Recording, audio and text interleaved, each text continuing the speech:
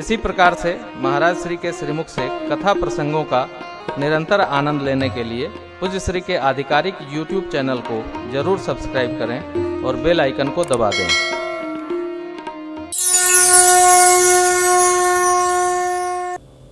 कल प्रथम दिवस समाप्त भक्ति मणि प्रसंग को वंदन किए।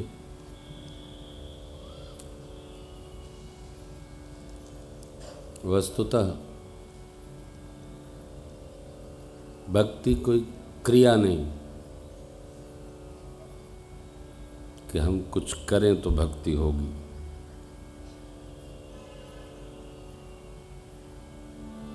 लोग ऐसा कहते हैं। अब हम भी भजन करने लगे, अब तक क्या करते थे?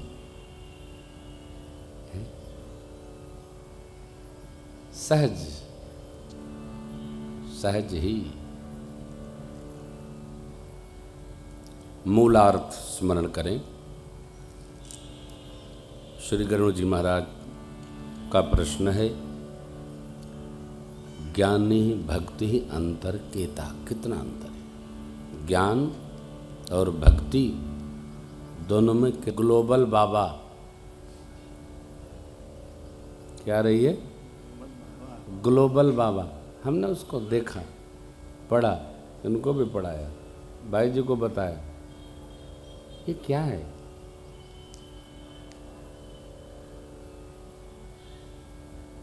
निंदा भी होती है, सुनते भी है, देखते भी हैं। देखो भाई, एक बात का ध्यान रखो, धर्म वह है जो धारण किया जाए,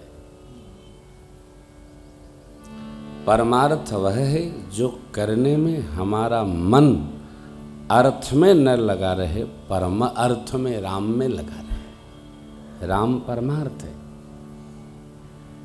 हम कथा गा रहे हैं और विचार में ये बना है कि अब ओपे भैया जजमान हैं, दुनिया में 15 मिले थे तो 5 तो देवे करिए। ये जो चिंतन है, ये जीव को भगवान में नहीं, संसार में प्रबल मोह अविद्या में प्रवेश करा देता। क्यों सोचना? हम हमारे आनंद में हैं भाई। आप आए हैं, आप कथा श्रवण करने आए, भगवान की कथा है, यही प्रसंग है। भक्ति है क्या? परम प्रकाश। ज्ञान सिद्धांत को समझा बुझाकर कागभूषुंडी जी ने सुनाया,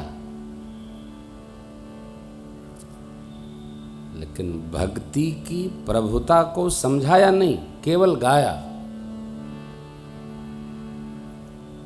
और आप कथा के अंत में श्रवण करेंगे कि ये हमारे जीवन में सहजता पूर्वक भक्ति कैसे आ जाती।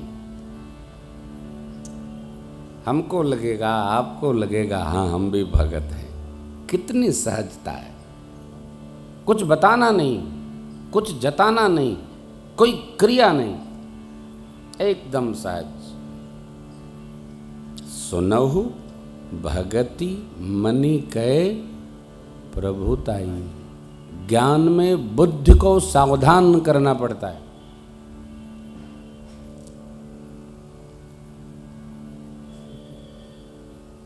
थोरे महु सब कहूँ बुझाई, सुनहु तात मति मन चित लाई। क्यों? ज्ञान सिद्धांत प्रभु ने भैया को सुनाया। हम आप बूझे नहीं, सुने, केवल सुनो।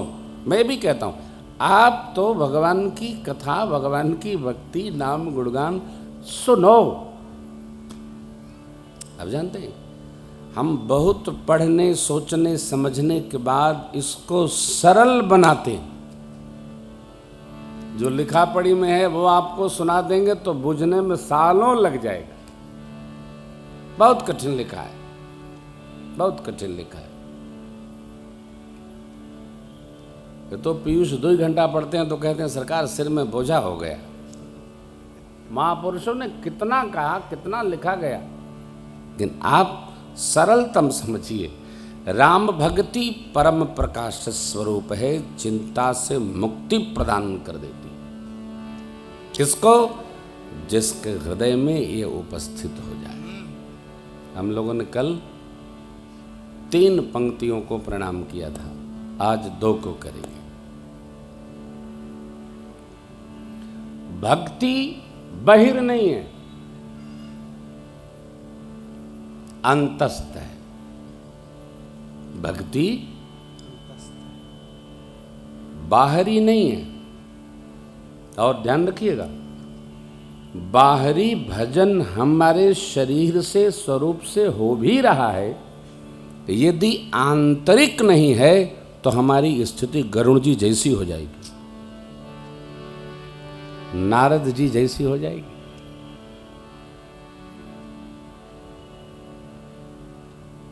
मैं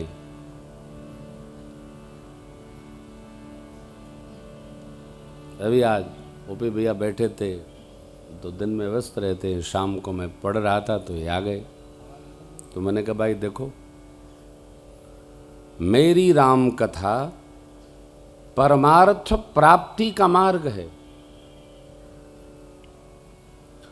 कोई जीव ये सोच ले कि हम साल भर विकार में रहेंगे और प्रेम भूषण जी को बुलाकर उनकी कथा सुनाकर हम सब धो लेंगे, वो धरती का सबसे बड़ा अभागा आदमी है। पहली बात तो हम जाएंगे नहीं। मैं तो कोई कथा लेने आता पूछता हूँ क्यों कथा कराएंगे आप? पिताजी को सुनानी है, स्वागतम। अभी मैंने चंडीगढ़ में कथा फाइनल किया है, वो बड़े बुजुर्ग भरद्वाज जी हैं, वो कथा श्रवण करेंगे पंचकुला में। उनकी श्रद्धा है, पिछले 8-10 वर्षों से महाराज आओ। हमने कहा समय मिलेगा तो आएंगे। अभी अधिक मास में समय दिया उनको मैंने, कई वर्षों से उनकी इच्छा थी। कथा किस लिए, भक्ति किस लिए? प्रकाश के लिए, आनंद के लिए। राम भक्ति और राम प्राप्ति दोनों 2 विषय नहीं है। सिद्धि और साधन दोनों अलग अलग विषय नहीं है, एक विषय है। हमारे आपके जीवन में घटना घटे, हम राम भक्ति करें और राम प्राप्ति हो, ये 2 बात नहीं। राम भक्ति करते ही राम प्राप्ति हो जाती है। कैसे? देखो, सुखी रहता है, कम सामान सफर आसान। जितना सामान आधिक्य भाव में आएगा उतना हमको कष्ट में डालेगा। मेरा ये लाओ, मेरा वो लाओ, मेरा मुख कहाँ गया? भाई आप साधक हैं, विहार बहुत हो तो भी भगत को कम सामान अपने उठा लें, अपने संभाल लें। ये क्या है? ये भक्ति है। भक्तों के पास बहुत सामान नहीं होता। भगत दर्शन पा लेते हैं, प्रदर्शन से सावधान रहते हैं। भगत प्रदर्शन में विश्वास नहीं करता।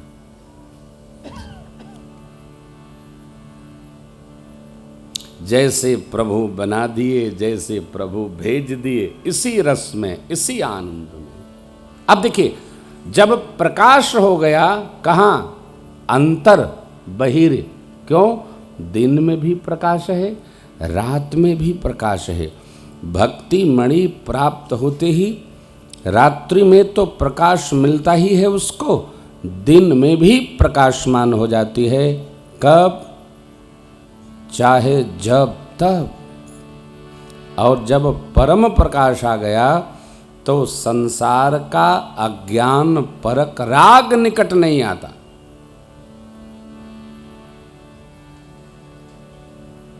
जैसे मैं गा रहा हूँ, मैं गाऊँगा, मैंने ऐसी कथा सुना दी, मैं कथा करा लिया, मैं ही कराऊँगा, अब मैं ऐसा कर लूँगा। ये मैं ही मोह है, मैंने वो बनवा दिया। अरे भाई, भगत का क्या चिंतन है? मेरे श्री ठाकुर जी ने मुझे ये सेवा प्रदान कर दी। मेरे श्री ठाकुर जी ने मेरे पर कृपा करके और हमसे ऐसा भी करवा लिया। कौन? ये साधक की वाणी है, ये भगत की वाणी है। मोह अज्ञान परक राग।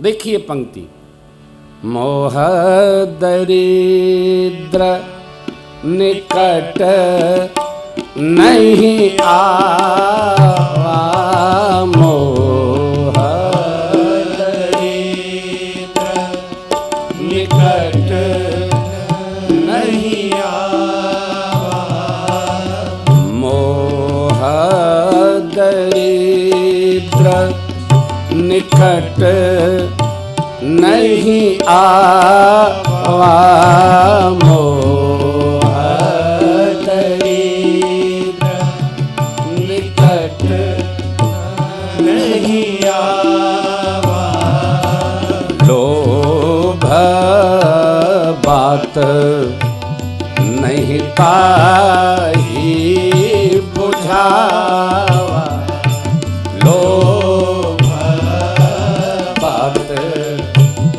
नहीं ताही बुझावा, प्रबल विद्या तम मिट जाई,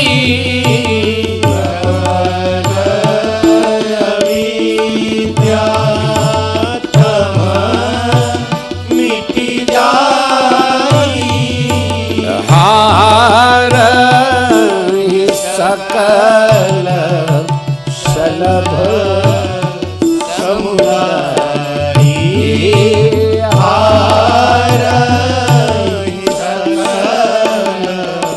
सलभ समुदायी।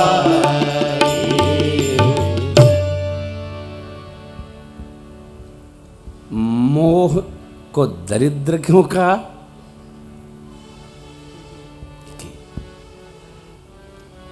दरिद्रता का अर्थ है खालीपन।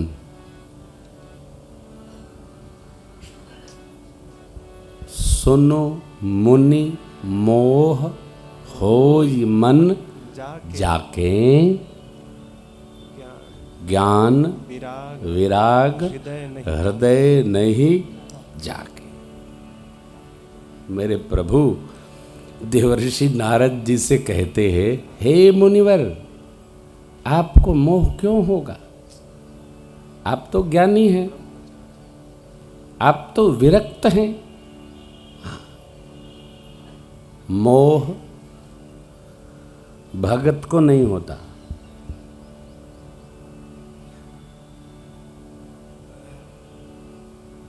इसलिए भगत लोग जब जाते हैं जगत से तो भगत लोग कहते हैं अमुक महापुरुष का वैकुंठ वास हो गया।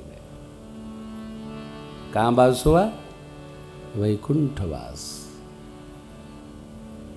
अरे मरने पर वैकुंठ वास नहीं, वो जीते थे तब भी वैकुंठ वास लेते थे और गए तब भी वैकुंठ वास ले लेंगे। भगत भगत जीते जी भी वैकुंठ में रहता है ना।